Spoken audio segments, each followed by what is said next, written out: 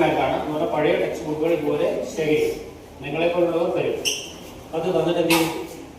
പിന്നെ നിർധനരായ കുട്ടികൾക്ക് സൗജന്യമായി എന്നിട്ട് അവർക്ക് പഠനം കഴിയുമ്പോൾ അവർ വീണ്ടും തിരിച്ചു തരും. അത് വീണ്ടും ഇങ്ങനെ പുതിയ തലമുറയ്ക്ക് കൊടുത്തുകൊണ്ടേയിരിക്കും. അപ്പൊ നിങ്ങളെല്ലാവരും എന്ത് ചെയ്യണം? മാതൃകയാക്കണം. ഈ പ്രൊജക്ട് എന്ത് ചെയ്യണം? മാതൃകയാക്കാൻ എന്ത് ചെയ്യണം?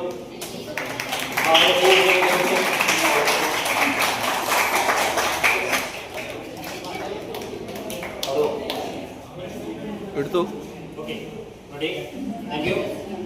അപ്പോ ഇത് അതുപോലെ നിങ്ങളിൽ ആർക്കെങ്കിലും എന്താണ് പണം കൊടുത്ത് പുസ്തകം വാങ്ങാൻ പ്രയാസമുണ്ടെങ്കിൽ പേഴ്സണലി എന്നോട് കാണാം. ഞാൻ കുറച്ച് വർഷങ്ങളായിട്ട് ഞാനാണ് ഇത് കൈകാര്യം ചെയ്യുന്നത്. NSS പ്രോഗ്രാം ഓഫീസർ ആയിരുന്ന സമയം മുതൽ ഞാൻ ഇത് കൈകാര്യം ചെയ്യുന്നുണ്ട്. അപ്പൊ അങ്ങനെ ഏതെങ്കിലും കുട്ടികൾ നമ്മുടെ ക്ലാസ്സിലോ അല്ല പുറത്തോ സയൻസ് ക്ലാസ്സിലെ പുസ്തകങ്ങളൊക്കെ ഉണ്ട്. അപ്പോൾ ആർക്കെങ്കിലും അങ്ങനെ പ്രയാസമുണ്ടെങ്കിൽ ആ വിവരം നിങ്ങൾ വഴി ഞങ്ങളെ അറിയിച്ചാൽ അവർക്ക് ഈ പുസ്തകങ്ങൾ അവൈലബിൾ ആണെങ്കിൽ നമുക്ക്